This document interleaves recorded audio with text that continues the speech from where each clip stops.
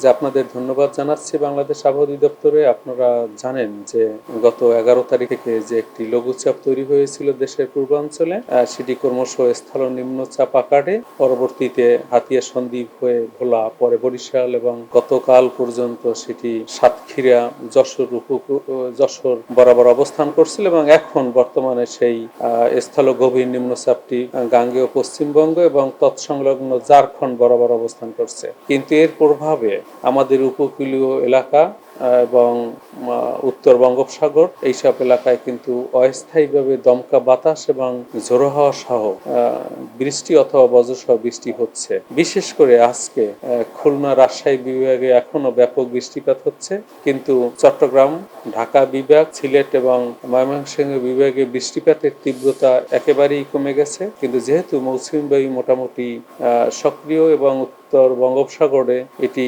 মাঝারি থেকে শক্তিশালী অবস্থায় আছে, সেই কারণে সারা বাংলাদেশেই এক পশলা দুই পশলা বৃষ্টি হবে। বৃষ্টির তীব্রতা সবচেয়ে বেশি থাকবে খুলনা, রাজশাহী এবং রংপুর বিভাগে এবং আমরা আশা করি যে আগামীকালের পর থেকে বৃষ্টিপাতের তীব্রতা একেবারেই কমে যাবে।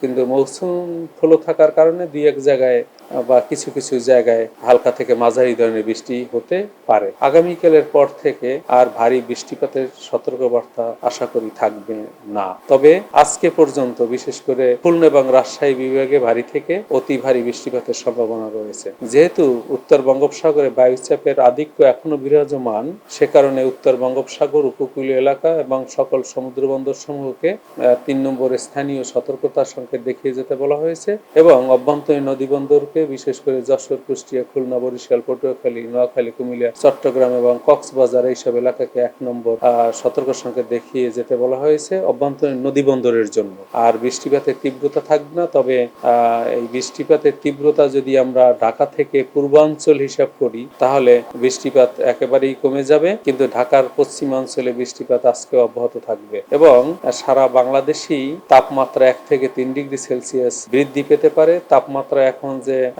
29 থেকে 33 ডিগ্রি সেলসিয়াসের মধ্যে আছে, সেটি হয়তো বা 30 থেকে 34 ডিগ্রি সেলসিয়াসের মধ্যে ওঠানামা করবে এবং গরমের অনুভূতি বা ব্যবসা গরমের অনুভূতি একটু একটু করে বৃদ্ধি পেতে পারে। এ হলো মোটামুটি সর্বশেষ পরিস্থিতি বাংলাদেশ আবহাওয়া অধিদপ্তরের লেটেস্ট ওয়েদার নিউজ।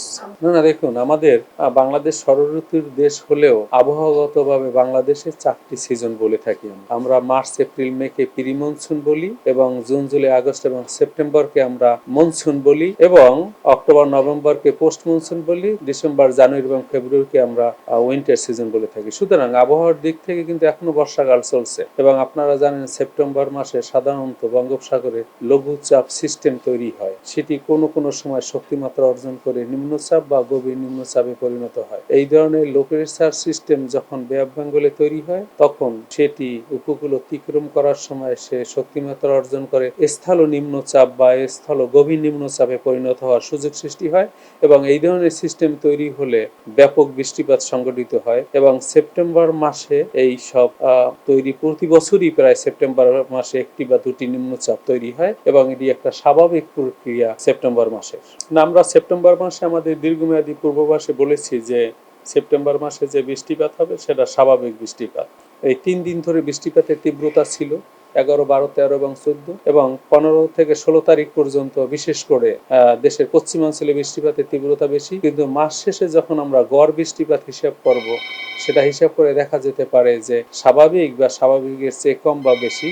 কিন্তু আমরা আমাদের দীর্ঘমেয়াদী পূর্বাভাসে বলেছি যে এবার সেপ্টেম্বর মাসে স্বাভাবিক বৃষ্টিপাত সংঘটিত হবে। দেখুন, গত 24 ঘন্টায় ঢাকায়, অর্থাৎ গতকাল সকাল থেকে আজকের সকাল পর্যন্ত গত 24 ঘন্টায় ঢাকায় 138 মিলিমিটার বৃষ্টিপাত সংঘটিত হয়েছে।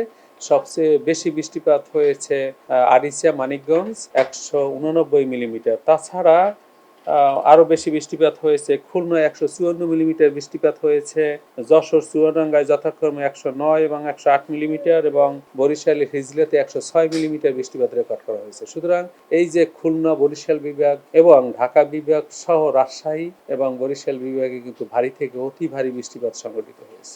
আমরা দুটি কারণ বলেছি, যে আমরা বলেছি যে স্থল গভীর নিম্নচাপের প্রভাব, মৌসুমী বায়ুর সক্রিয়তার কারণে এই বৃষ্টিপাতের তীব্রতা পরিলক্ষিত হয়েছে।